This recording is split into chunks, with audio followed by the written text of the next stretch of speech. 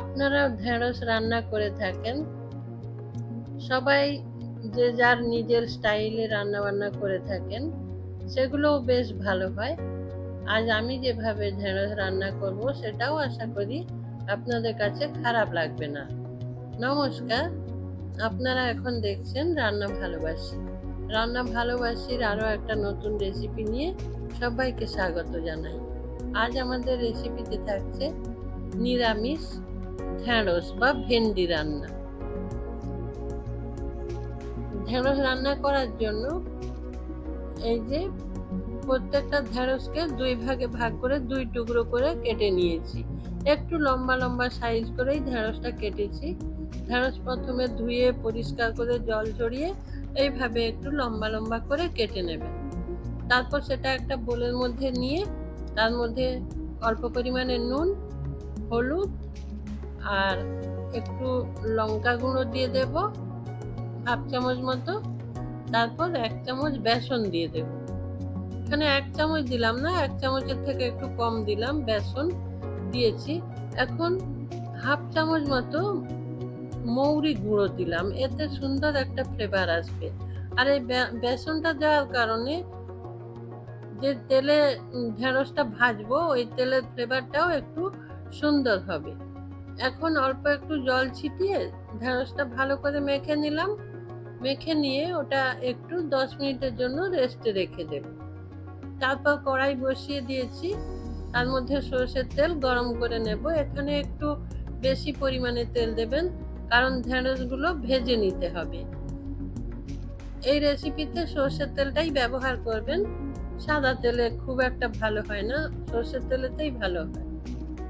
এবার তেল গরম করে নেব।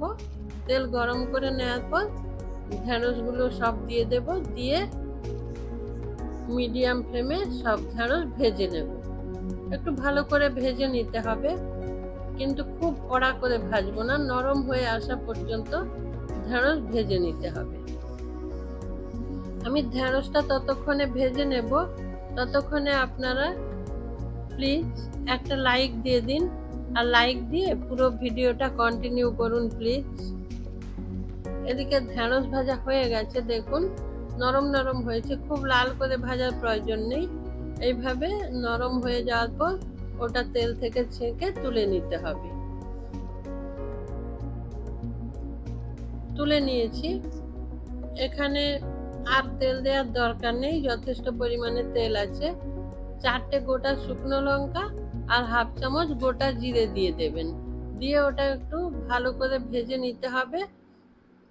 তারপর ফোড়ন থেকে সুন্দর একটা সুগন্ধ বেরোলে তারপর মশলাগুলো যোগ করব। এখানে আমি 1 চামচ আদা বাটা দেব আর হাফ চামচ কাঁচা লঙ্কা বাটা দেব। আদা কাঁচা লঙ্কা একটু ভালো করে কষিয়ে নেব। এখন গ্যাসের ফ্লেম লোতে দিয়ে এটা কষিয়ে নিতে হবে। একটু সময় নিয়ে মশলা থেকে তেল ছেড়ে আসা পর্যন্ত কষিয়ে নিয়েছি।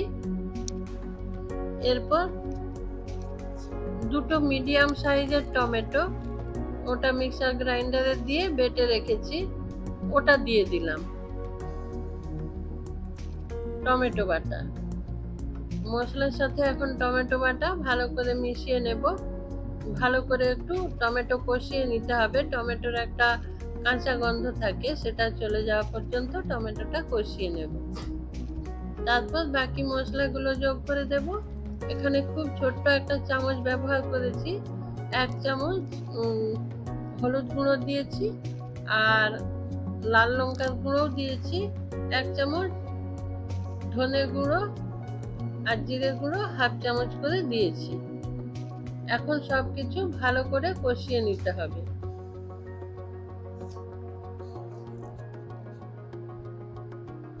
মশলা একটু ভালো করে কষিয়ে নেবেন। মশলা যত ভালো কষানো হবে রেসিপির স্বাদ তত বেশি ভালো হবে। এটা একটা সম্পূর্ণ নিরামিষ রেসিপি। পরিমাণ মতো নুন দিয়েছি, অল্প পরিমাণে চিনি দিয়েছি। সব কিছুর স্বাদ ব্যালেন্স করার জন্য এই চিনিটা দিলাম, আপনারা চাইলে চিনিটা স্কিপ করতে পারেন। অল্প একটু জল দিয়ে মশলাটা কষিয়ে নেব। ঢেঁড়সের এই নিরামিষ আপনারা রুটির সাথে, পরোটার সাথে কিংবা ভাতের সাথেও খেতে পারবেন। খুব সুন্দর একটা রেসিপি, দারুণ স্বাদ এই রেসিপির। একবার রান্না করে খাবেন, আর যদি ভালো লাগে কমেন্ট করে আমাকে জানাবেন কেমন লাগলো। মশলাটা একটু ভালো করে সময় নিয়ে কষিয়ে নিতে হবে।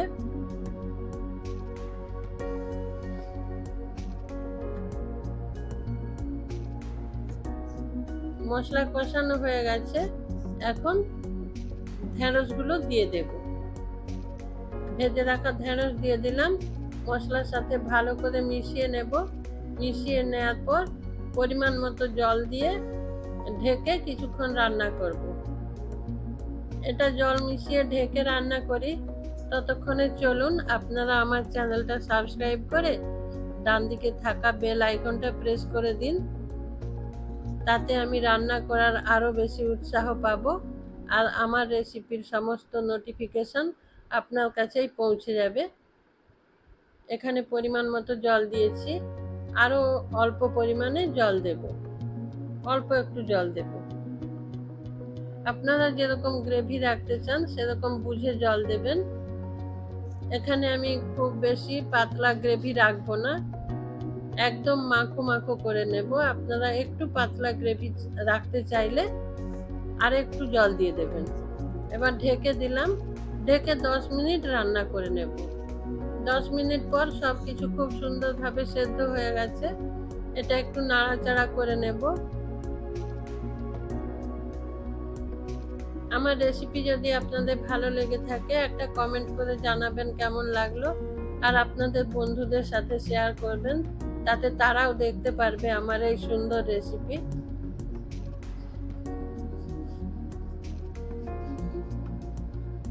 অনেকটা জল কমে গেছে, এখন আমি এখানে কোরানো নারকেল ব্যবহার করব। 1 কাপ পরিমাণে কোরানো নারকেল ওপর থেকে দিয়ে দেব। ছোট কাপের 1 কাপ কোরানো নারকেল দিয়ে দিলাম। দিয়ে খুব ভালো করে আবারও মিশিয়ে নেব। আরো 5 মিনিট মতো রান্না করে নেব। নারকেলটা তাতে খুব সুন্দরভাবে রান্না হয়ে যাবে।